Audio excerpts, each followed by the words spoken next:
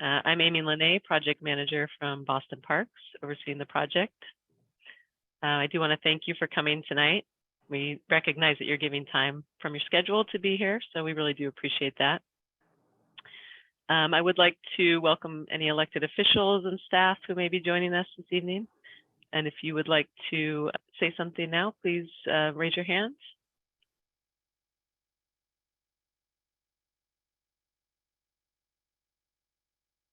Okay, it looks like we do have someone from, oh.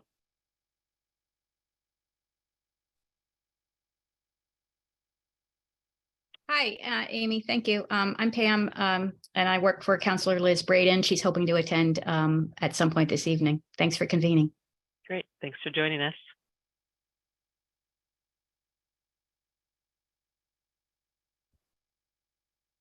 Everyone, Frank Mendoza, Mayor's Office of Neighborhood Services here, Alston Brighton Liaison. Just wanted to say thanks for having me this evening. Looking forward. Great, thanks Frank for joining us.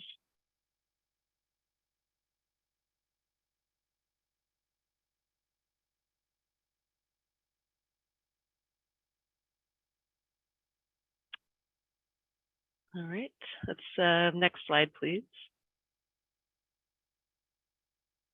So a few things I just want to go over before we get started on the presentation. Please know that this meeting is being recorded. That way we can post it to the project webpage. It should take about a week for that to be posted, and we'll add the link to the project webpage in the chat in case you'd like to view it again or share with neighbors who aren't able to attend tonight. During the presentation, we ask you to keep your video off and microphone muted. And during the discussion session, we encourage you to turn your video on if you feel comfortable doing so. Interpretation was not requested for this meeting, but please know that translation and interpretation services are offered free of charge. You can email me to make a request for future services, and we will add my email to the chat as well. Next slide, please. So we do want to ensure this conversation is a pleasant experience and that all community members are comfortable sharing their comments, questions, and feedback. So please be respectful and mindful of each other's time. Keep the questions and comments project specific. If anyone is interested in additional discussion, please feel free to reach out to me directly. And again, we'll add my email to the chat. Next slide, please. So in a moment, our design team will give a short presentation, and then we'll have a listening and discussion session. If a question or comment comes to mind during the presentation, feel free to add it to the chat, and we'll address it after the presentation. On the screen, we're showing instructions for using features in Zoom, which I think everyone's pretty familiar with by now. But once the presentation has concluded, we welcome your questions and comments. So if anyone was calling in on a phone, just use *9 to raise your hand. And once we call on you, it's *6 to unmute and to mute again. And then if you're using Zoom via computer, just use the raise hand button and we'll unmute you. Next slide, please. So these are the topics we'll be covering this evening, starting with the project team introduction, project status, which includes the schedule, the presentation from our design team, a listening and discussion session, and then closing remarks and next steps. And next slide. So once again, I'm Amy Lene, project manager from Boston Parks. As you saw, Frank Mendoza from the Mayor's Office of Neighborhood Services is joining us. Christine Brandeo is unfortunately leaving us Parks, so Shauna Dixon is filling in for her tonight. Kyle Zick Landscape Architecture is the consultant working on this project. So joining us is Kyle Zick, principal, and Tracy Hudak, project landscape architect. Next slide, please. So this is the schedule for the Chandler Pond project. Kyle and his team have been working for the last several months on a site analysis and master plan and phase 1 recommendations, which they'll be presenting to you tonight. They'll then move into the process of permitting and developing construction documents. The project will go out to bid later this spring with an anticipated construction start in midsummer. I do want to thank the Friends of Chandler Pond who have contributed their time and energy to this project, and they have secured CPA funding and a grant from DCR to make this first phase happen. And the next slide, please. So there are several components that go into public park design, one being community input, which includes the feedback we'll hear tonight, safety guidelines and regulatory guidelines such as ADA, the City of Boston priorities, and Parks and Recreation goals, which we'll cover on the next two slides. So next slide. So that's City of Boston priorities include expanding walkable access to parks, addressing equity, climate resilience, such as dealing with stormwater and extreme heat, health, housing, and community building. Next slide. And then Parks and Recreation goals.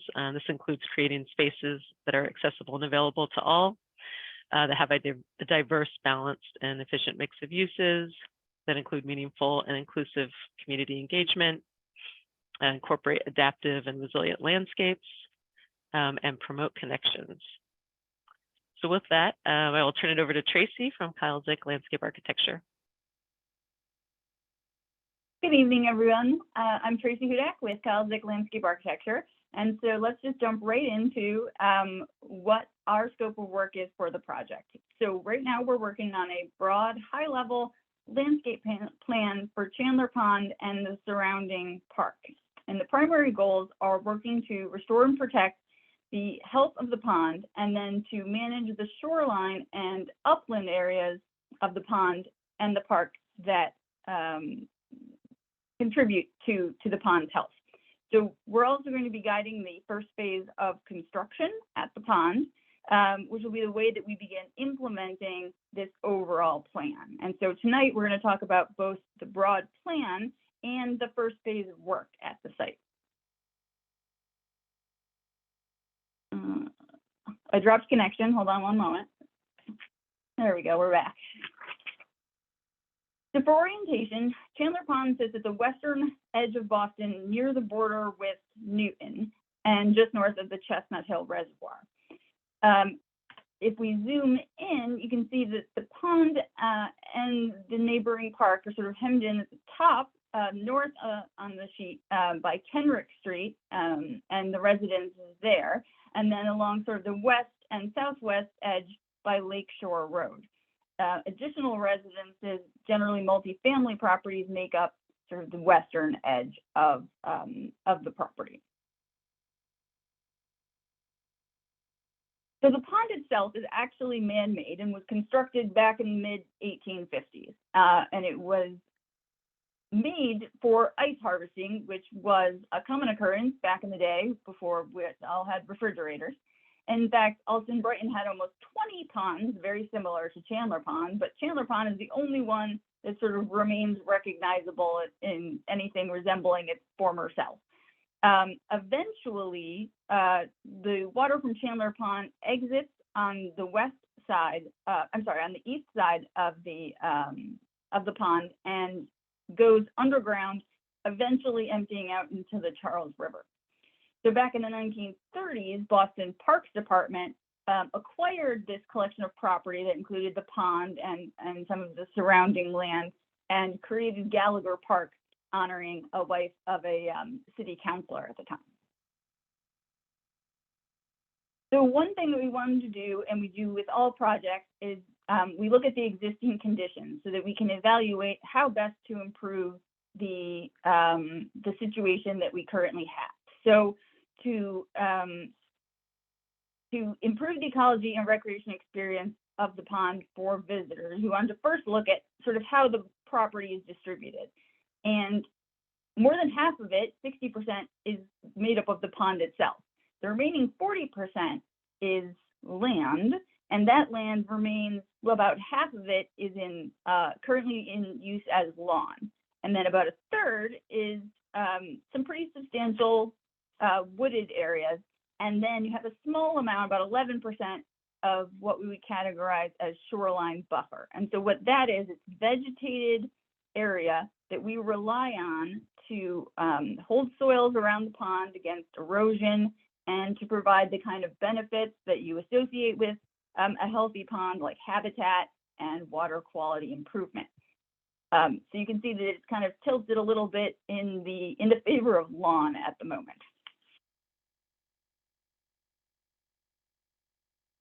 And so the existing buffer, that 11% of vegetated buffer that I mentioned, is currently rather shallow. And in some places, there is no buffer at all. So across the top of the page, you see some images of the existing buffer on the site. And so, for instance, in the top left, you can see that there's essentially just bare earth and one leaning tree. So it's not doing very much to contribute to the health of the pond.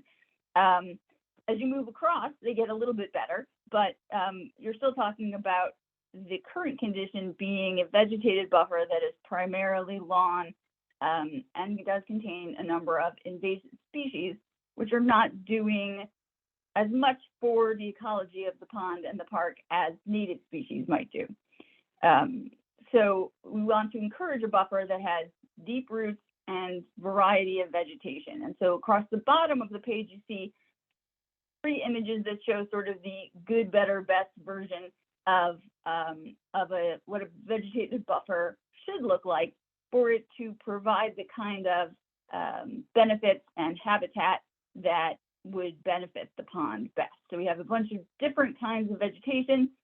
They have different root depths, which help hold soil at different elevations, and maintain and make sure that there is vegetation in place year-round to hold that soil. So in addition to the immediate perimeter of the pond and the buffer that currently exists, there's also a number of drainage features, so inlets that bring water into the pond from outside off the site.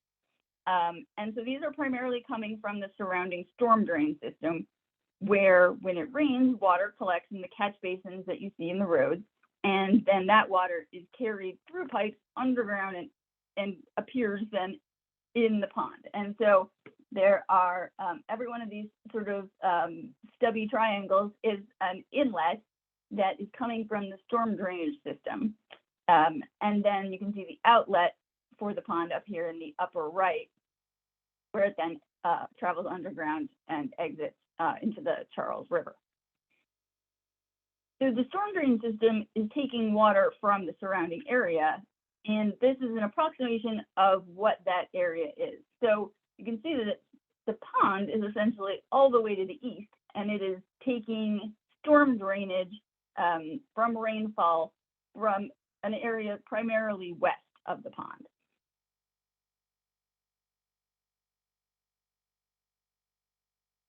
Another key element that we observed at the pond itself was the extensive collection of invasive species. And so in this particular diagram, we were looking at invasives, which have been determined to actually be doing harm to the environment, non-natives, which you see in the yellow, which may not have been in the area historically, but they are not necessarily causing harm. They're sort of neutral actors. And then native species, which are what you're seeing is the green dots, which are the types of trees that we have historically had in the area in New England, things like red maple, silver maple, birches, black cherries. And this is important because, again, invasive species are not doing as much for the ecology of the pond as native species are. And unfortunately, invasive species are also quite good at competing for space. So they have a tendency to take over when left to their own devices. This next slide, don't try and read it all. It's a lot, and it will appear in the master plan. But the essence of this is just that the invasive species are pretty widespread throughout the site. And that's relatively typical for an urban natural area. Things move in with animals and on the air and through people tracking them in. So this isn't atypical, but it does sort of highlight an area that we need to address so that the buffer around the pond can be improved by removing these invasive species and replanting with native species. So a couple of quick slides next, just on some of the other analysis that we did. We could spend all night on analysis, but I want to make sure we get to the master plan and the first phase of work. So, for example, we examined slopes around the pond, and this is important because it has a strong bearing on where erosion is most likely, and also where it is more difficult or easier to get vegetation to establish. So that's important going forward.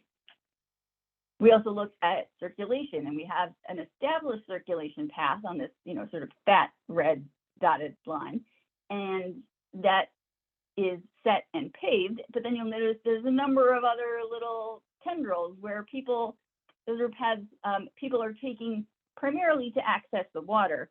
They represent sort of desire lines where people walk even though there isn't an established path there, but they're wearing a path.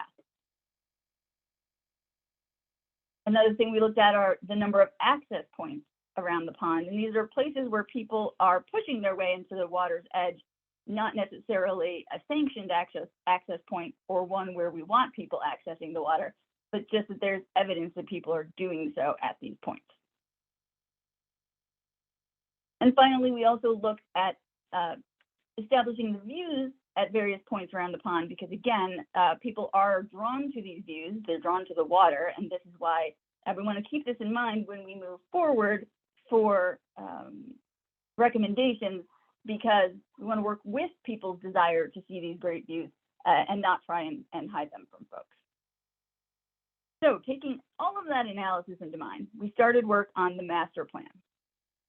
And so our big theme for the master plan is to restore the area that's there, protect what we have, and then manage things going forward.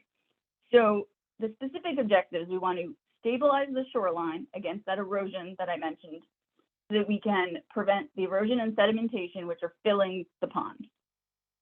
We want to remove or limit the invasive species that are there presently throughout the entire park. And then we want to revegetate with the desirable species, so that we bring up the percentage of natives and keep these invasive species to a minimum.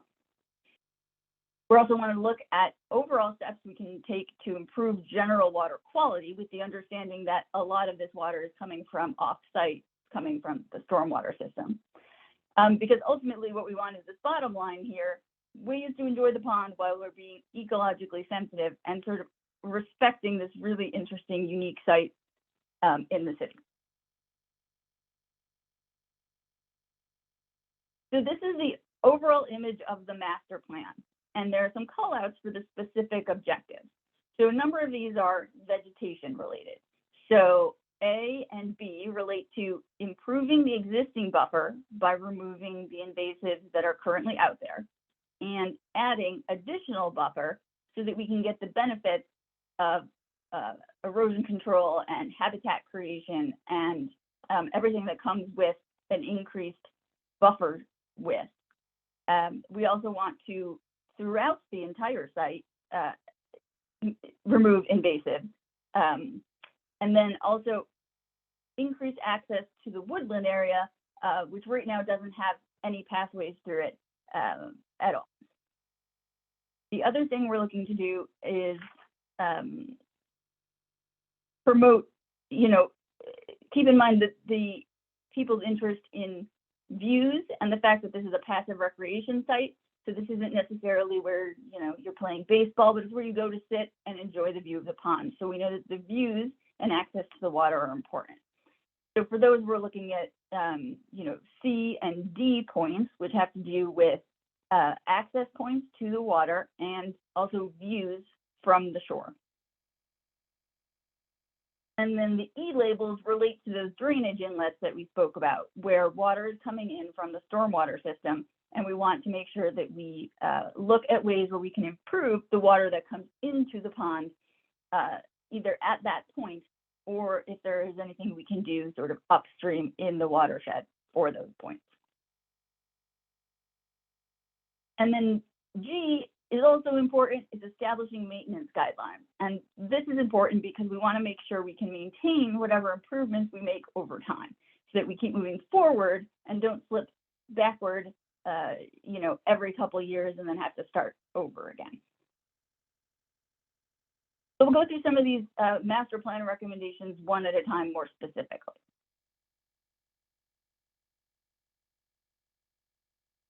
Okay, so the buffer.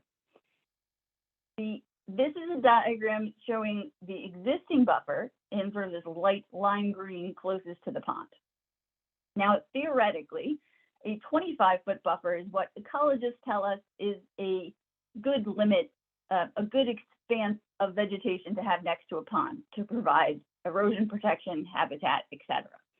So that orange line shows what it would look like if we went to the edge of the pond and then that planted 25 feet back. You can see in some places we have a lot less than 25 feet of buffer right now, and in a few places we have a little bit more. What we're proposing is adding this dark green buffer to the light green existing buffer. And what that would do is it would get us to about an average of 25 feet of buffer around the whole pond. In some places, so along Lakeshore Road on the eastern edge, if we were actually to make a 25-foot buffer, we would basically end up on the public sidewalk. And then there wouldn't be any space for, sort of the recreation and for people's ability to enjoy the pond except from that one sidewalk. So maybe we have a little less buffer on that edge, and then we make up for it in some other areas where we have a bit more distance and we can add to the buffer. I also want to point out the dark blue dashed line going around the pond. That is the 100-foot offset mark, and that is actually a regulatory limit. What that means is that everything that falls within that boundary, so between that boundary and the pond, is under the control of the Boston Conservation Commission. And so work in that area falls under their purview and has to go through permitting. That's an important thing to keep in mind, that a lot of the work that we're going to be proposing at the pond is falling within this requirement that it be permitted to occur. So what might a buffer look like? So vegetative buffers can have a bunch of different plant types. And again, as I mentioned earlier, variety is best, but they can be, low grasses, shrubs, trees, etc. And what happens is there's a variation between of zones as you move from the water higher upland. So you start with wetland plants, which really like to live at the water's edge, transitional plants that are okay with getting inundated sometimes, but also okay with being dry, and upland plants, kind of similar to woodland plants, that prefer a drier environment. And so the type of vegetation can change as you move from the water upland, and also sort of you can pick and choose heights within those different categories to create the kind of effect that you're looking for.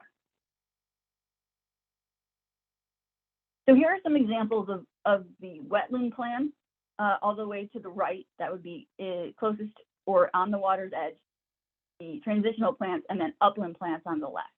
And so what you're seeing here is that, there's a variety of options, everything from short grasses to flowering perennials to shrubs and, maybe in more upland areas, trees. So these are just some of the examples of buffer plants. The master plan itself will contain more of a full complement, but just to give folks an idea of the kind of options that we have. And so we might use different types of ground covers, different types of plants in different situations. So for example, on the top of the page here, the slope right behind Kenrick, that's, so we're kind of looking at the intersection. Kenrick is right above the top of the page, and then Lakeshore Road is running diagonally near the bottom. So where slopes are very steep, and you don't necessarily want to encourage foot traffic, you might put shrubs and ground covers in place. Where you want something to establish roots quickly, and where maintenance access is difficult, so it's the type of material that sort of grows to a certain extent, and it's not not like a tree and it keeps growing to 60 feet, it kind of reaches its 5-foot limit and stops. In other places where views are a priority, so if you're going to have an access point or where there was a concern about safety, you might use grasses and ground covers exclusively in those particular locations. And again, not plant trees, maybe not plant shrubs. And then in places where we do have existing stands of trees and those trees are native, you might want to supplement that with an understory so that there is sort of a concentration of vegetation in pockets, and that those can be used most effectively as sort of a mini little, I don't want to call it a mini forest because that would give the impression that it's too dense, but essentially clumps of vegetation that would provide that buffer benefit. And then we would replace invasive trees, presumably with native trees or native plantings.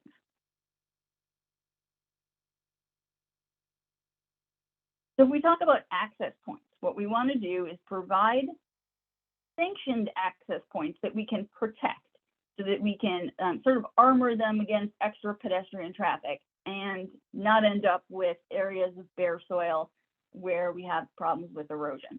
So by directing people to certain locations, we can reinforce those locations and ensure that they can handle the foot traffic that comes from all those visitors. So rather than having, the access point diagram that I showed earlier, where there's 30 different ones, trying to concentrate people, but then plan for those people to be there.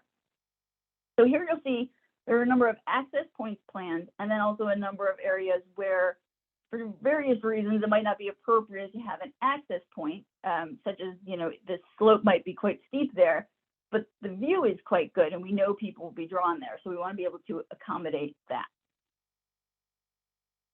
So if we're looking at access points, it could look like something like this. So here is an area where perhaps the slope is relatively steep, and the access point is a platform that you could walk down to and then, stand on the surface of the platform instead of eroding the surface of the bank by standing directly on the bank itself.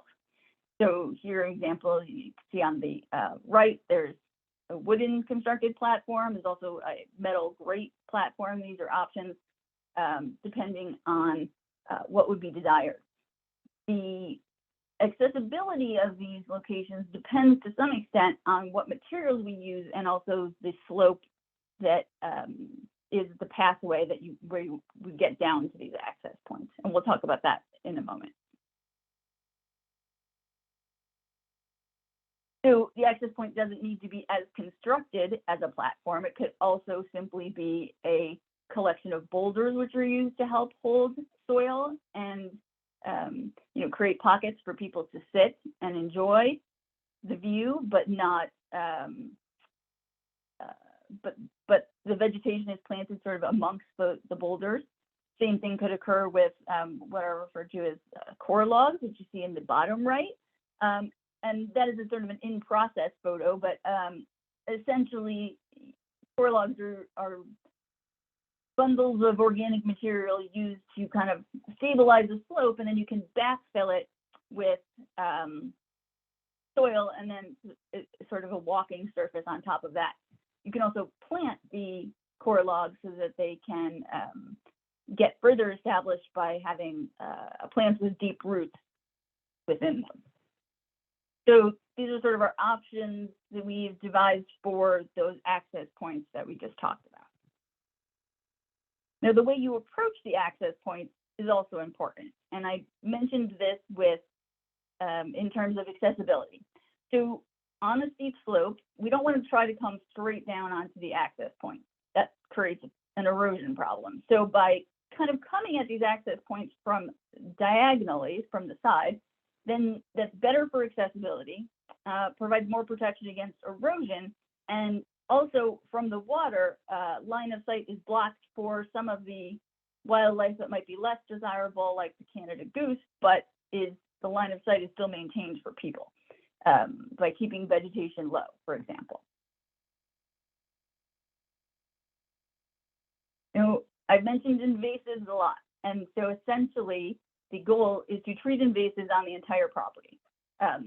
they have a tendency to wander. So the goal is to treat them all, but we have to do this somewhat strategically because right now there are too many to be treated all at once. So the strategy for this is to treat small populations before they become a widespread problem. So if there are small pockets of a new invasive species that we spot on the site, we would want to treat that before it started spreading.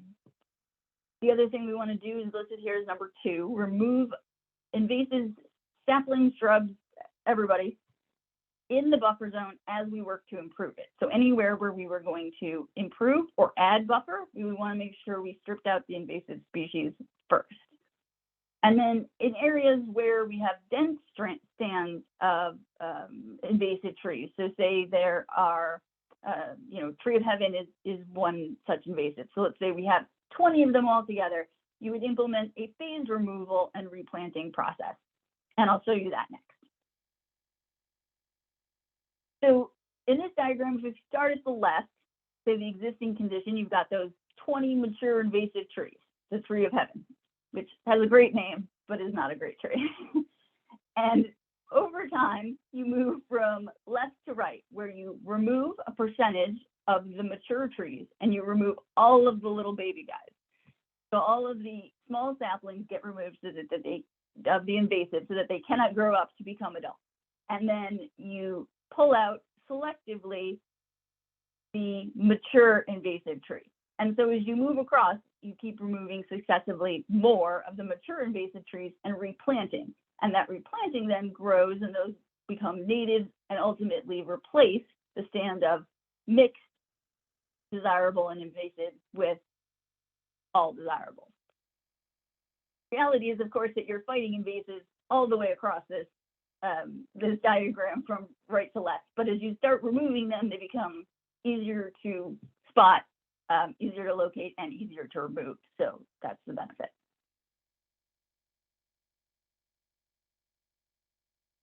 Now, we also haven't talked too much about the wooded areas yet. And so we wanted to just make a special note about those because the site also has these great wooded areas that currently are suffering again from kind of a proliferation of invasive species.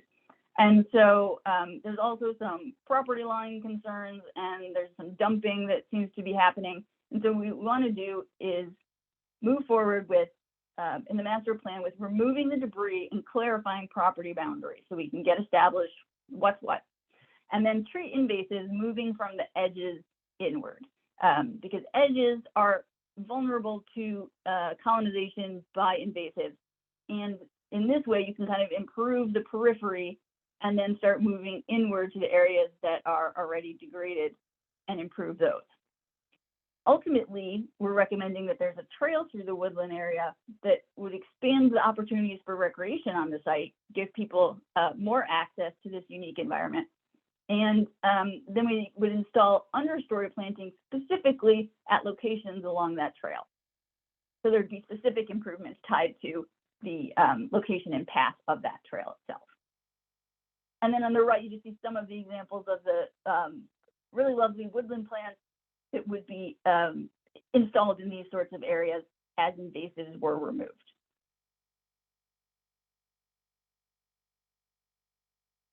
Another big issue that we had mentioned was the drainage system. So because so much of the, because there are those 4 inlets currently bringing stormwater into the pond itself, drainage system improvements are something we're considering. Now, this depends to a large extent on which pollutants are entering the pond.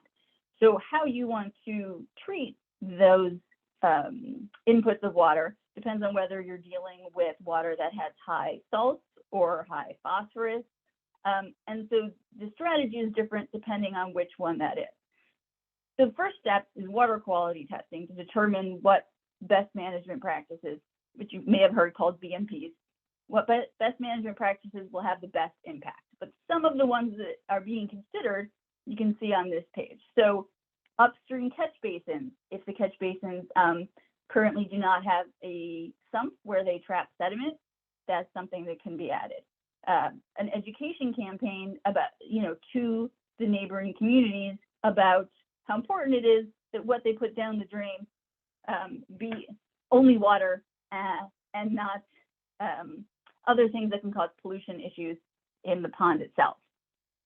And then the bottom row are sort of items we can consider supplementing in the pond itself or at the inlet to improve water quality. So things like floating wetlands or an interim wetland or an interim pool where the inlet dumps into a smaller pool before it moves into the larger pond, which would allow us to do some interim treatment before it went into the larger pond. And then a swale, which has a similar idea where the inlet might dump into a swale that would meander and help soak up pollutants before it entered the larger pond.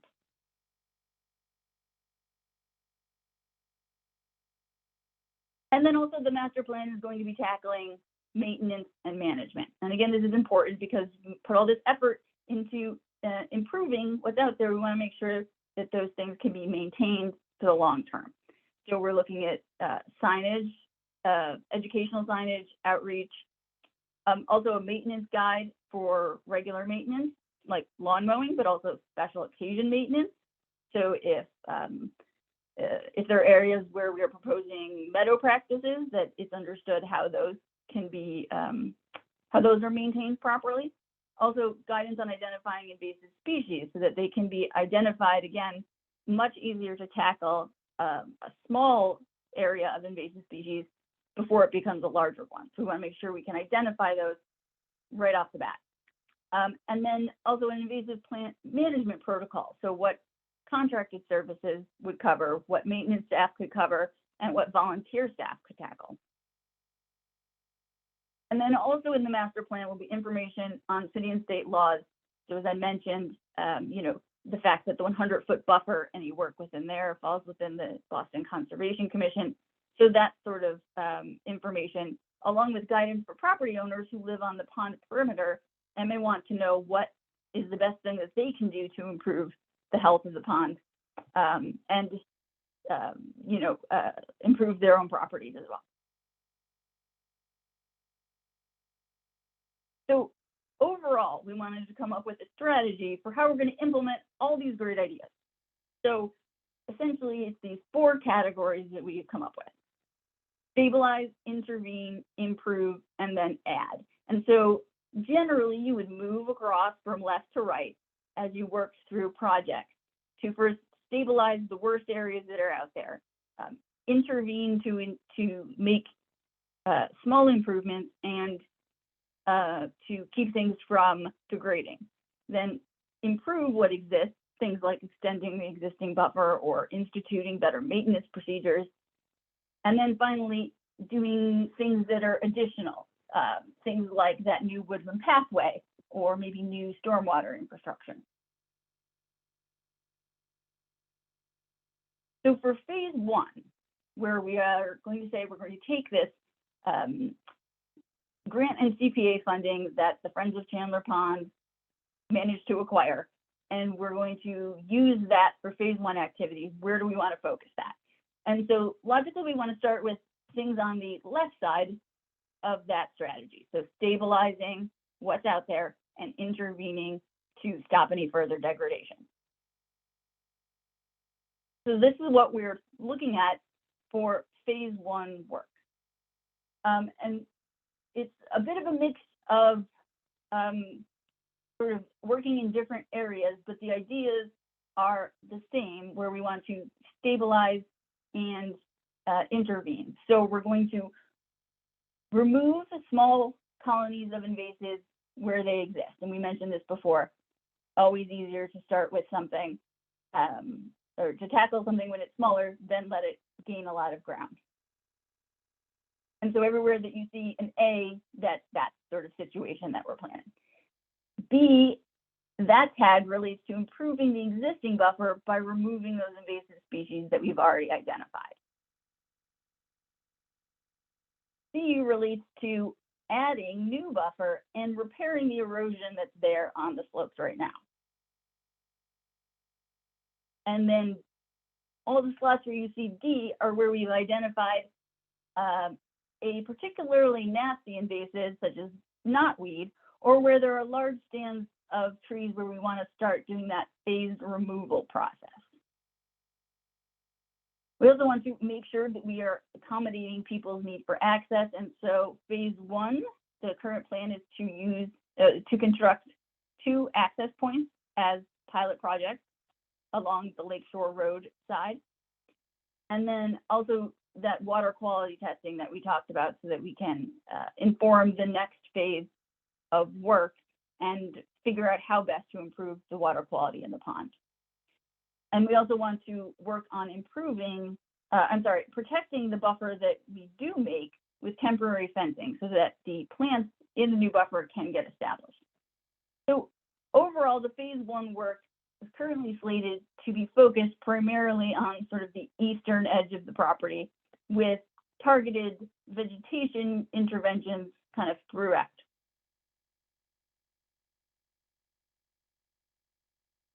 And Amy, I think you can speak to this. Yeah, thanks, Tracy. So this slide, we wanted to look at a pathway to implementation. So looking beyond phase one, there are a few paths towards a full build out to achieve a level of maintenance and also, a full build out and also to achieve the level of maintenance that's desirable here. So to fund subsequent phases, one option would be to apply for additional CPA funds. An application may be viewed favorably after a successful phase one implementation. The downside of this is that it is a competitive process. Another option is requesting funds from the capital budget. So this works well within, the management structure that we have in place and gives us a fair amount of flexibility. The downside is that it's also competitive. We don't currently have that funding, so it would be requested in the fiscal year 25 budget at the earliest. And then grants are another option. They can be a great funding source. It's also a competitive process and comes with some additional administration, such as grant writing and reporting. And then in terms of maintenance, some of this could potentially be done by volunteers if there's an interest, but permitting is required for that work, and which we expect to get permitted as part of this process, but then an MOA or MOU would be required just to outline explicitly what can be done. And then contracted services are another consideration, and that could bring specialized expertise, but this does come at a cost. It's not currently in the operating budget. And then parks maintenance, which is in the current budget, but has somewhat limited expertise and capacity. And then in the future, potentially the Urban Wilds program or Power Corps, which is a green jobs training program, could contribute. So I think if you want to go to the next slide, we'll start our discussion. And I do want to thank Councilor Braden, as I think joined us. And also we have, I think, Nikita Burns from Representative Moran's office and Alex Camarina from Representative Honen's office. So thanks for joining us. And with that, we'll open it up to questions, or feel free to put questions in the chat if you feel more comfortable.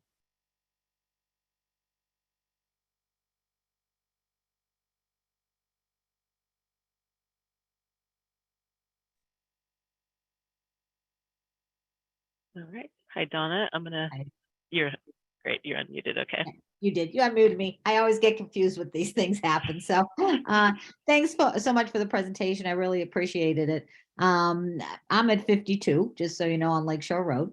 So that gives you an idea for that. I have tons and tons of questions. There's a lot that I need to process, but I do have a couple of things that I want to just kind of put out there, and maybe, we can have certainly further discussions. Yay for removing all the invasive kinds of things. That's terrific. It's long overdue. Just a point of clarification, the trees that are closest to the sidewalk on Lakeshore Road, those ones that were planted there, okay?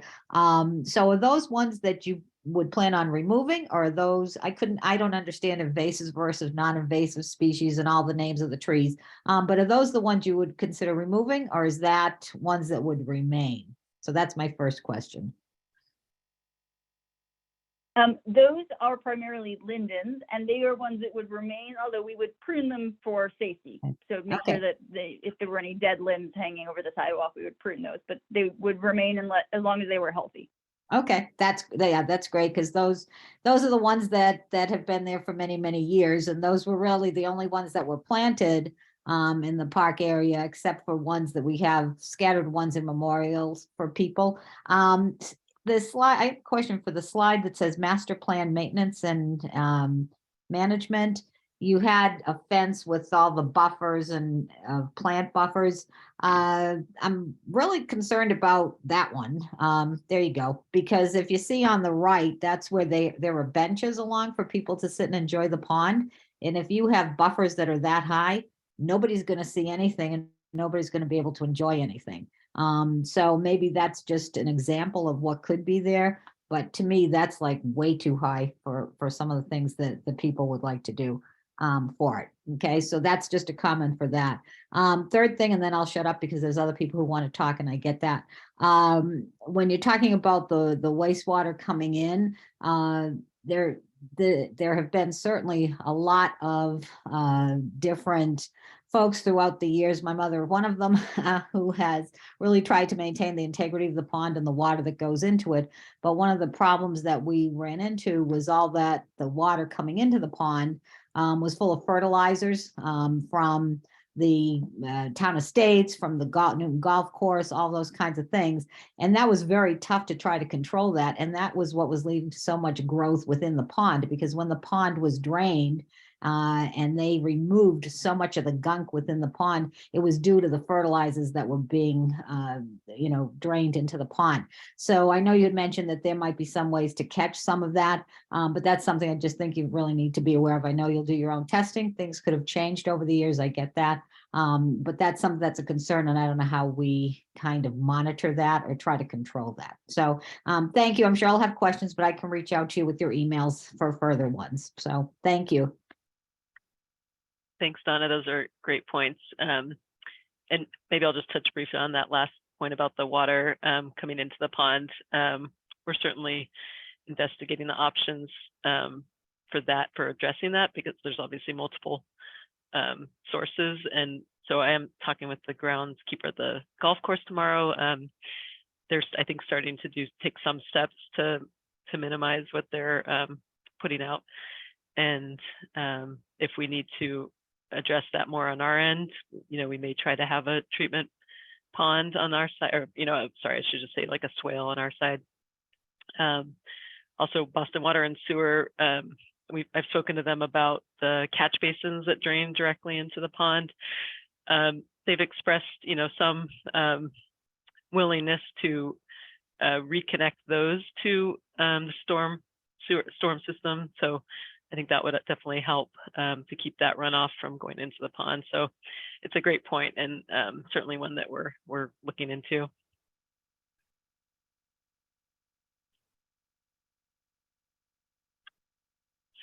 Okay, I think let's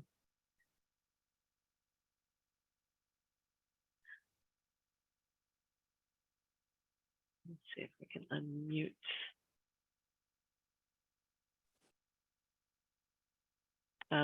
Ellen, do you want to? Yeah, I mean, I may not be sure. I can't see my own face because I'm on my iPad. But thank you for the presentation and for all the work you're doing. My questions are about animal ecology. We've been talking about plant ecology. We've been talking about invasives and other ways to try to rationalize the future vegetation. But I'd like to know more about how you're figuring in the animal ecology, because people, when they come for views, they're coming to watch, many of them are coming to watch the birds. And I'm not being facetious when I say, so what do your plans look like from the perspective of a heron, from the perspective of the half dozen or more species of diving ducks that rely on the pond for their fishing? What does it look like from these dozens of different kinds of warblers that come through here? So I'm just really concerned about how you might be looking at the animal ecology, because aside from that one lone heron that showed up in one of the first slides, there were no animals in your presentation at all. And on that note, I wondered whether you're going to bring into these conversations, say, people from Mass Audubon who might be interested in helping out on some of these questions, or whether you're bringing in some of the people from Boston College that standardly do these ecological studies, looking at the water and what's in the water. I think the Boston Public Schools do as well. So I'd just like to have more discussion of the other species in the ecology and how this figure into your plan, and how some of us might be able to advocate for the birds.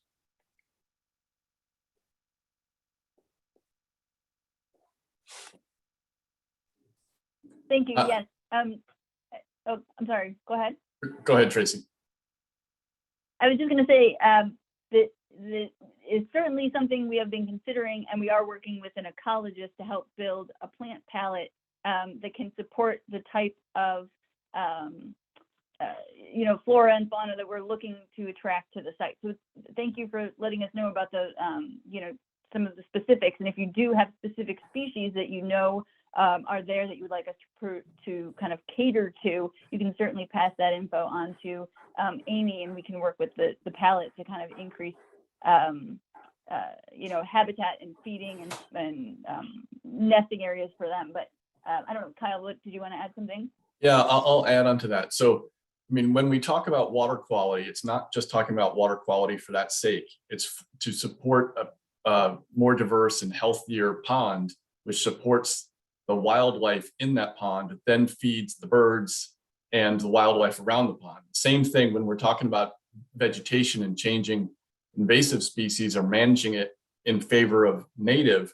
We know that native species support more wildlife and more diverse wildlife. So actually, when we're talking about the vegetation and everything else, it's actually contributing greatly to improving the habitat for all those animals that you're talking about.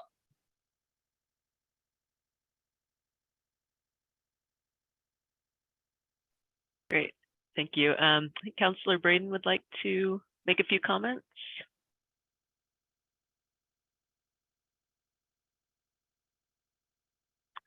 Get you unmuted, there we go.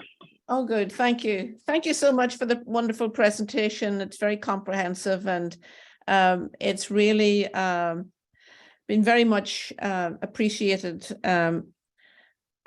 This is an incredible space, the Chandler Pond, as you've been working on it. I think you come to appreciate that it's a very well used and well loved space that offers some passive green space in our neighborhood and in the city. And it's a place where migratory birds come through, and it's a great place for bird watchers to come and watch the migration of the birds. And it's really also a great space for community building. And I want to shout out the Friends of the Chandler Pond, who've been working on maintaining the pond, trying to keep, address the invasive species and just really work to keep it an accessible and wonderful passive green space in the city. So through their advocacy, we got the first round of CPA money. It sounds like we might need to get to work and work on getting some more going forward. And I just want to let everybody know that their advocacy is really important. The hard work and the volunteerism, thousands of hours of volunteer work, removing invasives and cleaning up the woodland area is greatly appreciated. And also the putting on of community events like the Fall Festival, bringing community together. It's all very, very exciting, and I see lots of potential for this space in terms of partnerships with our local school over at the Edison, etc. So I really want to let you know that we're all in to try and support this process going forward, and to realize the dreams or the aspirations of this plan this evening, because I think it is doable. And preserving this green space is vitally important, and making it accessible as a community gathering space is really important. So thank you all for your work. Thank you for the presentation. And I look forward to continuing with this. Thank you so much. Great, thank you, Councillor. That's really great to hear, and we appreciate your interest in this project. All right, so let's see. I'm gonna try to unmute you. I think Kate Elliott Shirless. Hi, thank you. So this is Kate. I'm Dan Shirless. And we also, like Donna, back onto Chandler Pond and very much enjoy the view. We're at 122 Lake, so we're one of the houses that fronts on both Lake and Lake Shore. And my family also has a presence on another Massachusetts historical ice harvesting pond, a natural one. And from that experience, I'm sensitive to three threats that we have here, two of which have already been discussed or asked about. One is the fact that phosphorus is a real problem for freshwater ponds. And I'm very pleased, Amy, that you are talking to the golf course about that. Unfortunately, certain other jurisdictions think that all wetlands are brackish or saltwater and don't appreciate that particular sensitivity, which is a real problem for keeping the water clear. So thank you for that. The second threat, which Ellen Messer asked about in chat is, no, I'm sorry, that Shirley Milgram asked about in chat. Ellen was asking about the birds we want, and Shirley was asking about the birds we don't want, the geese. We used to have goose mitigation meetings at the pond, which is my favorite name for meeting ever. And one of the actions for the city was indeed having boundary shrub, not clear cutting right down to the water's edge. I know you can't do anything about private homeowners. So I'm pleased to see the boundary area expanded to that end, and the fences that will protect that might keep city personnel from cutting right back and undoing your hard work. Why? So my question about that is, why so many access points in light of the desire to cut down on goose traffic? And then there's the third thread I wanted to mention is milfoil. There were, for all I know, still are some wonderful volunteers who were clearing the screen at the inlet to keep milfoil from floating in. And that stuff gets real nasty real quick. I didn't catch that being mentioned as terms of threats to the pond. Will we still have the screen? Will that be cleared? Is there anything else to be done?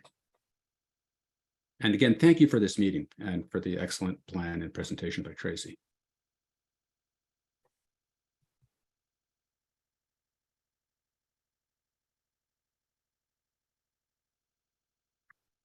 Tracy, do you want to talk about the geese specifically? Sure. And it wasn't an item that we particularly focused on because in a lot of ways, what's good for the ecology is bad for the geese. So it tends to work out. As you noted, adding a deeper buffer, having shrubs deters the geese from moving from the water onto the land. And if they don't have that interface anymore, they tend to find better places to choose to go. I know you asked about the number of access points, and it's definitely a balance between people are going to make them if you don't give those access points to people. So you want to make sure we do provide them. What we're looking at doing is geese also don't tend to like changes in elevation. So some of the access point features like, building up a little wall of boulders at the front of it or using the core logs creates enough of an elevation change that it's sort of less desirable for the geese. Again, platforms, they are urban geese, so they're probably better at those than most, but a lot of what we're doing is sort of subtle goose deterrent without it being sort of, the techniques where you can have the glittery flags flying, as that's not necessarily really, appropriate. It's not what everyone wants to see, right? It might work, but so we're kind of trying to work with deterring them and hope and with the idea that they will go elsewhere if there are better options, and that option does not want to be Chandler Pond.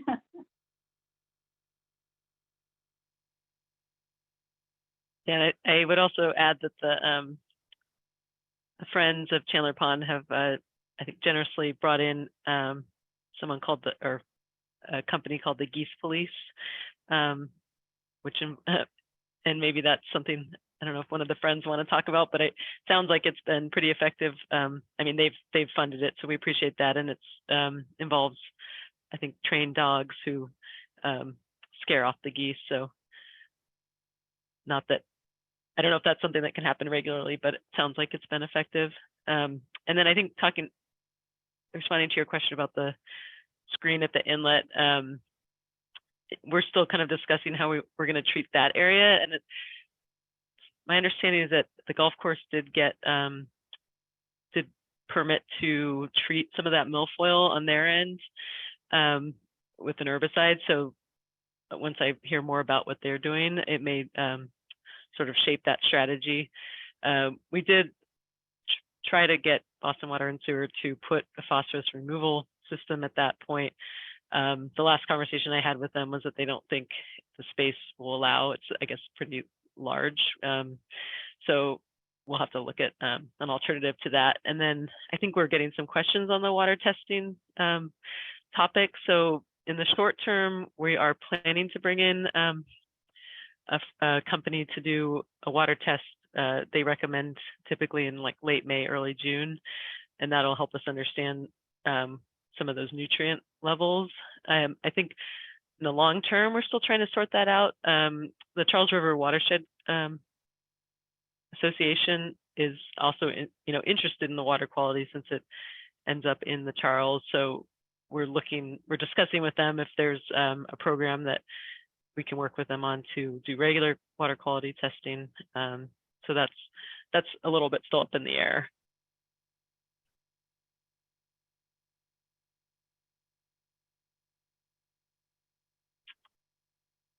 All right, let's see. Song, I'm gonna unmute you. Okay. Thank you so much for the presentation. I just had a quick question.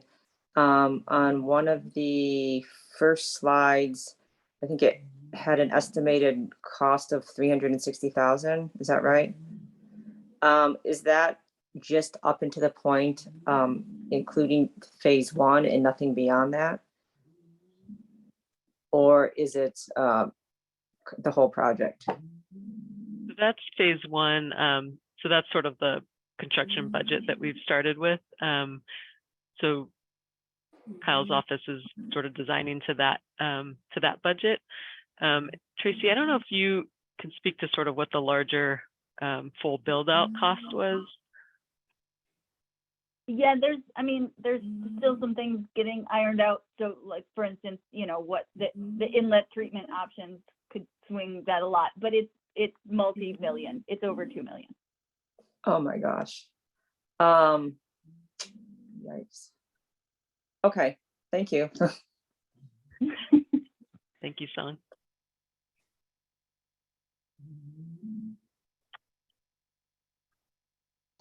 Okay, John Typetis. Hi, thank you. My name is John Tapatis. I'm at 88 Kenrick Street. I'm wondering if the landscape architects could provide more detail on the location of removal of invasives and planting of any new buffer for the residences along the Kenrick Street side of the pond, between the residences of Kenrick Street and the pond. I appreciate it.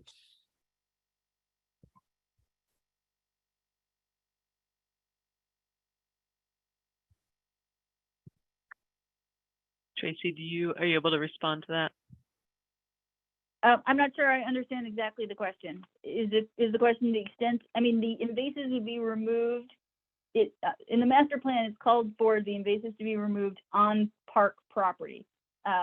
There are actually parts of, for instance, the pond's wetland that are in some residences' backyards, for example. And so parks, well, I guess Amy, you can speak to this, but I don't believe parks is allowed to, engage in work in those properties. We certainly can provide educational guidance within the master plan about what can be done. But the goal is to remove invasives on the park owned property. John, was your question about specifically what is getting planted between the private property and the pond?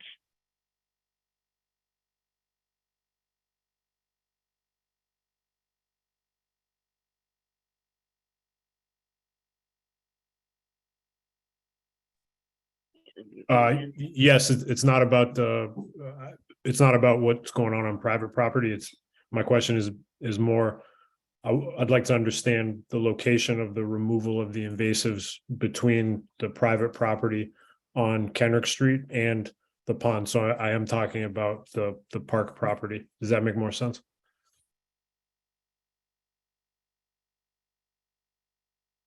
Got it. Yeah. And that work is currently not proposed for phase one. So in terms of the specifics, as in, you know, what species might actually be placed there, I don't think we're at a point where we'd be able to say. I know there is a collection of knotweed on one of the banks behind Kenrick. I'm not sure where you are in relation to that, but that particular collection of knotweed would be targeted in phase one. But knotweed treatment takes several years. So again, the replanting would not occur until likely year 2 or 3 as a follow-up once the knotweed has been thoroughly eradicated, which takes some time. Okay, so if I'm at 88 Kenrick, which is 2 houses to the east of the path that goes down to the pond, there's no work planned either for removal or for replanting on the park property between my residence and the neighboring residences and the pond. Is that about right? Not for the summer of 2023, no. Okay. When would that occur if it were to occur? That would be dependent on funding, correct, Amy?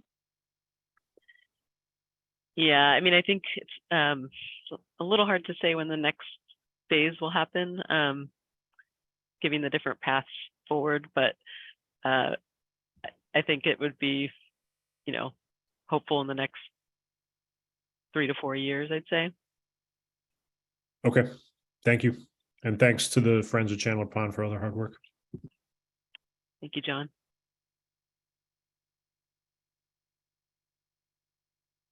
Okay.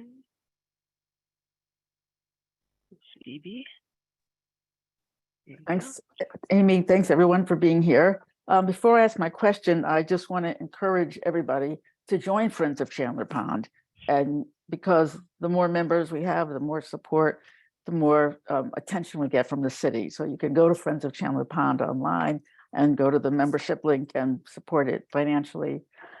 So my question is, my first question is about all the fallen trees that have fallen into the pond, and over all the years that we've been trying to get the project done, gathered silt and then have new invasives growing. And I would estimate the pond has probably lost a full acre because it just has been shrinking. So will those logs be taken out of the pond, or what is the plan for that? And I'll just ask my second question. I have to say the $2 million figure just stunned me.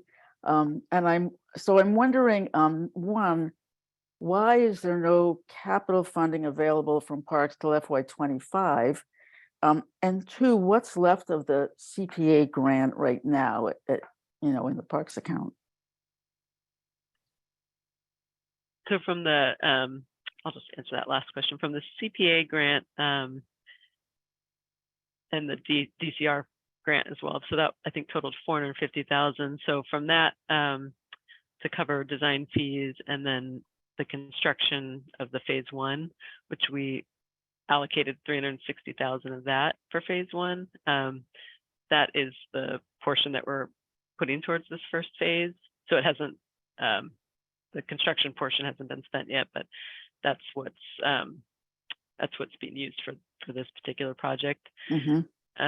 I think I guess in the scheme of things, I'm not totally surprised by that price tag, because I think this is a pretty large area, I should say. So, to cover the full perimeter of the pond, and then looking at some of the other portions of the park, I think a lot of that, it is it's a pretty large, expansive area. Yeah. But I guess, I don't know if I can answer the other question about the capital funds, because I kind of came into parks only somewhat recently. And when I say FY25, so that's basically like a year from now, making that request. So it's July of 2024. So I think that's a year out from the next funding round. And I think it is oftentimes beneficial to have some, we'll have some details on what the work entails. So that may be actually make a better case for getting that funding. And then on the question about the branches and things in the pond. I mean, really, and even trees have fallen in and then become islands and then had new trees growing. Yeah. Tracy, I might let you answer that question if you have thoughts on, is it recommended to remove those, or is that sort of another kind of process? Right. Well, so there's sort of some debate about whether that is, permittable, in the sense that if it's, so if a branch falls and it's, just fell, there shouldn't be any problem with someone taking it out. The problem is getting the anyone to take it out, right, safely and et cetera. Our plan at present is that where we would be improving buffer, we would clean up things that are, creating obstructions, or so that sort of thing. So if something had fallen and that was an area where we were trying to improve the buffer, we might include in the contract sort of like removing that. But you want to just be careful, because, for instance, if it's a tree that half falls, its roots are still kind of holding onto the soil, and so it's sort of a tricky situation. A lot of this is that the pond is a natural feature, and in reality, any pond left alone long enough will basically fill itself in. And so we're kind of to maintain this as a pond, particularly as it's a man-made pond originally, we're kind of always fighting that desire of nature to fill in this shallow pond. So it's a bit of a balance. And I think some of it will end up having to do with, the memorandum of understanding or memorandum of agreement that, is created guiding, what kind of volunteer activities are going to take place in the park, or what parks maintenance will be relied on to do. I mean, these things aren't volunteer activities or even maintenance. Yeah. They're really dead trees that have just fallen in and then just shrunk the pond. So just to clarify that. Thanks, Tracy.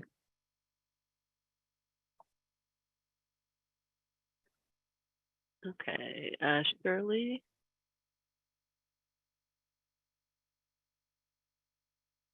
Yes, I'm wondering about the level of effort this summer. Will the pond be a construction site? Will we be able to enjoy it? I know when they dredged the pond maybe 20, 25 years ago, it was pure construction. What's the plan? Yeah, that's a great question. Yeah, I mean, I think in some ways the advantage of the phased implementation is that it shouldn't be really prohibiting or precluding enjoyment of the pond around, the majority of that edge closer to Kendrick Street if the work happens on the Lakeshore Road side. So I don't know if Tracy, if you have anything to add. It's the Lakeshore Road side that we all use and enjoy. Yeah, I mean, I think inevitably there's some disruption, of course. I think the timeline for that is, I don't know, Tracy, did you have a sense of the timeline on construction? It's maybe 3 to 4 months for that work. Yeah, and it's probably, I mean, the bulk, I mean, a lot of the construction, a lot of phase one is planting, and planting is a pretty quiet activity, more hopefully, because we're going to be talking about, shrubs. We're not talking about bringing in these giant trees. I think probably the most disruptive things are somewhat if there's regrading involved with building an access point. Again, those should be limited to days, not weeks. And if there was removal of large mature trees, but again, that should be a matter of days, not weeks. We don't think we need to, for instance, put up 6-foot chain link fence around large parts of the site. It's not going to be that kind of heavy machinery. So we're definitely looking at an eye to keeping it as minimally disruptive as possible. Okay. Yeah, I just want to make sure you keep that in mind. Yeah, no, it's a great comment, and I think compared to the dredging, which was a much more kind of major project, it shouldn't feel as disruptive. But yeah, and I think this, like, schedule wise, we're looking at midsummer for starting the work. I think if there's comments on pushing that back, if that's desirable, we obviously have somewhat of a limited window, but I can imagine summer is sort of the prime time to be around here. So we can certainly look at that and sort of figure out once we have a contractor on board. I think we can like kind of look at that schedule and try to figure out what the optimal time is.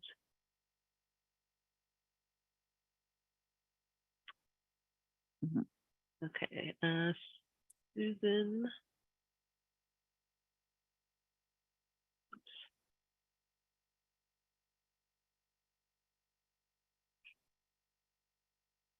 Try to unmute you. There we go. Hi.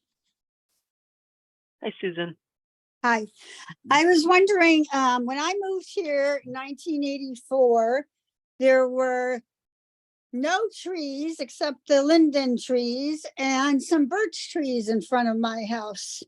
And constantly these seedlings are growing up to trees. You can't even see the birch trees anymore, which were really beautiful.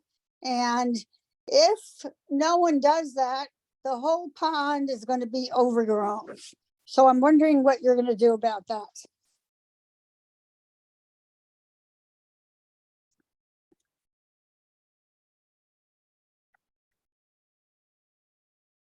Did you hear me? Oh, Tracy, are you? Sorry about that. Yes, Okay. Amy, you want me to take this one? Sure, that'd be great. Sure. So right now, the plan, there are a number of trees around the pond that are invasive. Black locust being a common one, Norway maples are another one. And those would be mature trees. Those trees would be removed in this process. We would not necessarily replant with trees. We'd replant with probably lower species for the most part, because there are, as you note, a few desirable species in there. Birches, there's an occasional red maple and a pin oak that they're kind of hanging out near the water's edge. And so those would remain, primarily because it's very difficult to get a permit from the Boston Conservation Commission to remove a healthy native tree that is within 100 foot of a wetland. So even if it was desirable to remove every tree around the pond, we wouldn't be allowed to do that. What we want to do is make sure that when we're building back the buffer, we're building the kind of buffer that, not only promotes ecology for the pond, ecological health of the pond, but also recreational benefits. So, we are looking at putting in lower growing species where views are important and that sort of thing. I don't know if that answers your question, or if, Amy, if you have anything to add, but that's my initial thoughts. What about all these seedlings that grow up to trees? It takes maybe 10 years, but it's taking away people's views.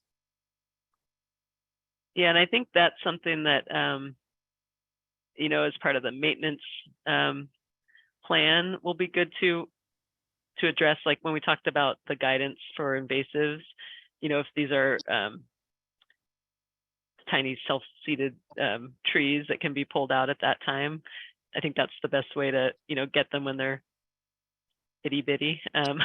So I think that'll be part of the recommendation for the maintenance. And depending on who's doing that, but it might actually be if if the friends are interested in, you know, volunteer activities, that might be a great way to address that. Right. I mean, it's sort of like any area left to its own devices will eventually become a forest. So yes, you have to intervene and remove the seedlings if you did not want that area to become forested. And so that it really is, as Amy's saying, just you know, sort of a management aspect going forward. And you know, who is doing that management, I guess, is up for debate yet, but it can be maintained to not grow more mature trees if that is what is desirable. Okay, thank you. Yeah, thank you, Susan. I'm gonna there's a couple questions in the chat. Sorry, Song, I don't mean to ignore you. I'll just quickly respond to these. I think one was about the, I think Kenrick Street, property owners there that may have removed some buffer plants. And I think that's something that, you know, Concom is actually concerned about, especially, and how that that buffer gets established over there. So I think they maybe wanted to take some steps to alert property owners of, you know, what should be left in place, and then what could be planted there as a recommendation. So I think there'll be some addressing that to some extent. And then the question on milfoil. So as I mentioned, having someone out to do water quality testing, we're also planning to have them do at least a sort of a summary of aquatic invasives that are in the pond. So I certainly understand that Bill King has a lot of knowledge on that, and he's I know spoken with Nick Long at Urban Wilds, and that information has been shared with us. So I think ultimately the recommendation for that may be an herbicide treatment. I understand that it can really you can resprout very easily, so it's kind of really tough to manually remove. So that's certainly something that we're looking at as well. Okay, and then Song, you had I'm gonna try to unmute you here. Oh yeah, I had one more question. So the first phase, I'm wondering, is there a maximum amount of time that there is to implement the rest of the project after the first phase? Because I know the first time after the dredging, when they did some plantings, a big reason that none of that took is because they said, you know, they didn't do enough of it. So I'm wondering, you know, if we have a large amount of time between the first phase, by the time we get to the second and third phase, is you know, the work at the first phase going to be overgrown because, you know, we still have 2/3 of the pond that's invasives. Tracy, do you want to answer that, or I can? Yeah, I'm not sure there's a magic number. There's sort of two things at play. One is that when we go for permitting for the phase 1 work, we can ask for sort of permission basically to include invasive removal in perpetuity so that we can continue to work on that aspect. And when we're talking about sort of follow-up invasive removal, it's more about identifying that little guy growing right there and yanking him out. So, you know, that's sort of the key to invasives is just like watchfulness, and then, you know, action when it's small. The reason it's such a problem now is, you know, it kind of just snowballed and now it's a lot. So that's one part. The other is that the plan is that where we would remove invasives, we would replant natives and provide a way to identify what belongs and what doesn't belong. And again, so that speaks to kind of like the ongoing maintenance where you know, this belongs, this doesn't belong, I need to do something about this now. Invasives are constantly going to move into this site, even if we 100% cleared it today, because a bird's going to fly over and drop some seeds, right? Or like the wind's going to blow. So it's not, it's sort of never, in a way it's never done, but you know, you want to make the big strides and then it becomes something that you can manage.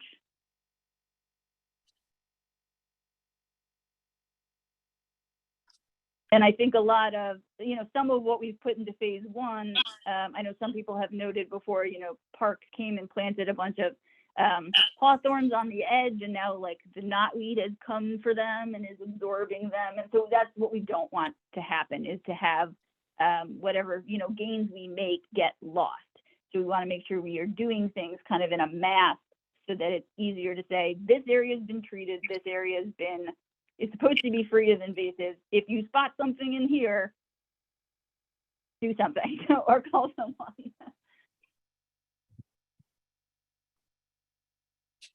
Okay, Lisa, I'm gonna try to get you unmuted here. There we go. Thanks, Amy and Kyle and Tracy. I wanted to follow up on Donna Ferrulo's comment in the chat and the concern that Song raised about the time between phases.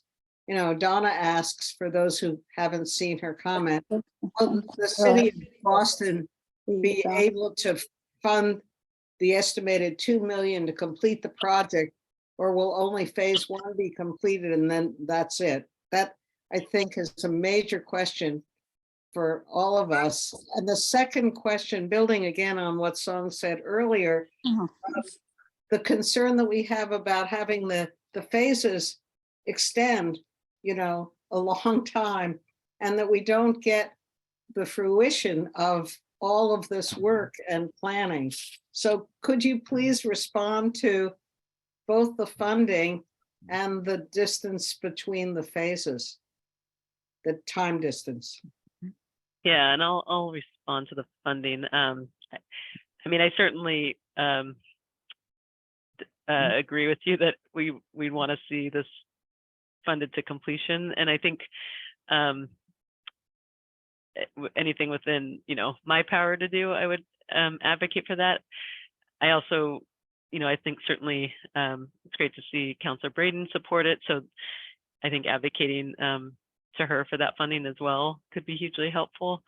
And we can certainly look at potentially other options, like I mentioned, and sometimes those can all kind of come together with, partially funded through capital and partially through grants. And I think that's also often viewed favorably because there's multiple, sources. So I guess I certainly want that to be the case as well, because I think it would be unfortunate to sort of just start it and, not be able to complete it through the full build out. And I think given the significance of this water body and its, connection to the larger, Charles River watershed, it's certainly, should get the attention it deserves. So, and I think in the maintenance side, not that that was a specific question, but I think the funding for that is a little bit complicated because of the, operating budget source for maintenance that's something separate from capital. So from my understanding, it's a little bit harder to get that into the budget, but I think knowing that this is like a very unique park, it's not, just your standard sort of lawn and, path and playground kind of park, it would be great to see it getting that sort of special attention. So, I certainly agree with that and want to advocate for that as well. And then I already forgot the other question. The time between phases. Yeah. And Tracy, you want to talk to that? Well, I was just going to add that, a lot of that depends on sort of the pressures from, so again, where are the other invasives pushing from? And in this case, they're pushing from on site. So I guess at this point, I don't know that I have the answer to how long would be too long to go between a phase. I can certainly consult with the ecologists that have been working on it with us on this project and see if, given their expertise and, they did an assessment of the site, whether they have a recommendation related to, how long would be too long to go between timing or between phases, and, include discussion of that, even if it's not a set answer, but a discussion of it in the master plan. Does that sound like something could work, Amy? Yeah, I think so. Sorry, I was reading the chat. That's okay. Um, I'm proposing, asking the ecologist about, that we're working with about, sort of that timing issue and being able to, include something on that in the master plan itself. Yeah. No, I think that makes sense. I think, well, and I think, there is the permitting for 3 years, right, is valid. So that's where I feel like there's certain things that we want to try to, get into that permit that may involve some upkeep and management, but we're still sort of Right, looking into that. to get that in now so that at least we know we can operate for 3 years under that and then. Let's see. So I think, sorry, I'm just sorting through the chat. I think that was Donna's question as well about the funding, and then the pink ribbons. DB, that's your question. So those, they had flagged the wetland delineation on site so that the surveyor could come and mark that in the survey plan. So that's where we understand that edge of wetland, and then the buffer, that 100, or I shouldn't call it a buffer maybe, but that regulatory zone, that's the 100-foot offset from there. So I don't know, I guess they have just left them there. They're still there, right? I don't know if that's... it's I know it's somewhat unsightly, but I will say that a lot of times it can help in construction, because you might be saying remove the black locust near flag number 52, and that helps them figure out what you're talking about. Yeah, it was just a question, just. Yeah, no, that's a great they're question. particularly onerous in the winter because that's all you see. I know, it's funny, it's confusing too, I think, even when I was out there recently, because I think there were some trees that, had maybe been flagged at one point, like invasives or something. I feel like there was a little bit of inconsistency. There were some other things that had flags on them, so it may have gotten a little muddled. And then, okay, thank you, Bill. Yeah, I think Nick has also talked to me about the Najas minor out there as well. So that's helpful to know. And I think if we do this aquatic invasive survey, we hope to get some more details on that. And the funds, yeah, we certainly appreciate the Friends work on fundraising as well. So all the grant money that's available now has come through their efforts. And let's see.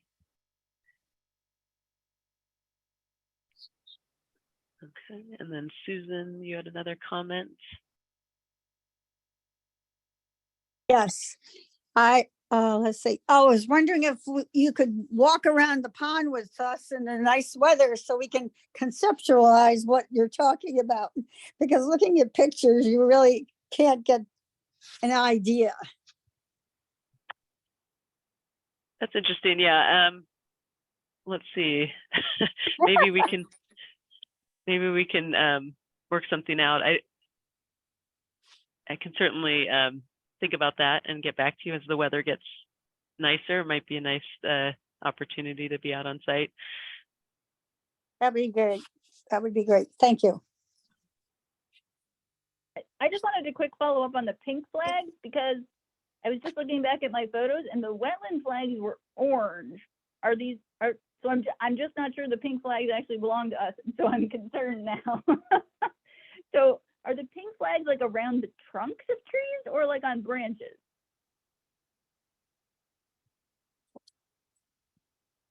There, Tracy, there were also some flags when Feldman was doing the boundary markers.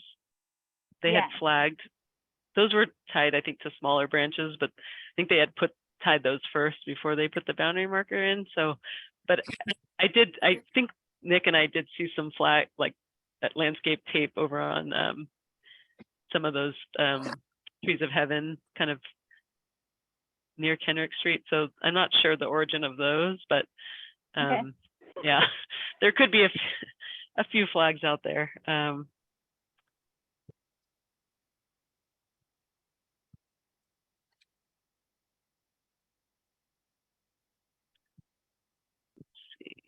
Okay. Holly's comment, yeah, about the gates being too close together for the maintenance vehicles, which we did hear about that or bring that up previously, and I think it's a good comment. I think in this phase we probably won't do that work, only because focusing on that shoreline work is what the priority is, but I think it's certainly something that we'd like to see happen in, I'll just say, the later phases. You know, we had a meeting with the maintenance superintendent for this area. He's actually near retirement, so we are planning to meet with his replacement and, you know, see if we can sort of talk these things through again and maybe get a different response, hopefully, to kind of consider that. I think, you know, anyway, we'll leave it at that, but that's certainly something that we'd like to improve upon.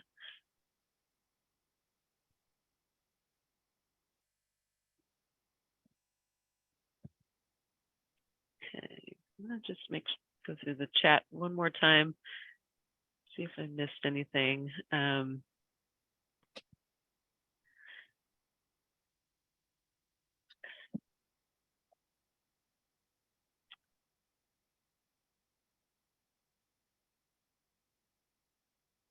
think the last thing maybe I'll say on maintenance is, if you do see something that's like a branch, for example, or an issue with a tree, I would encourage like a 311 call, because I think that's something that oftentimes that maintenance only is sort of reactive, you know, so it's one way to maybe get something like that accomplished in the short term. Let's see.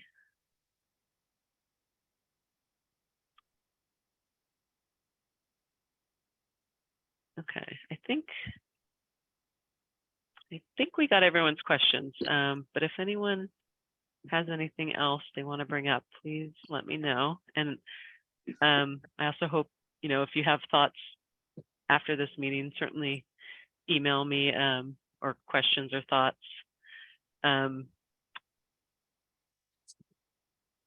We can certainly, you know, keep you posted on what the progress, you know, the progress on this project and everything. So everyone that, I believe everyone that's on this call, we should be able to access your email and we can send you an update. So.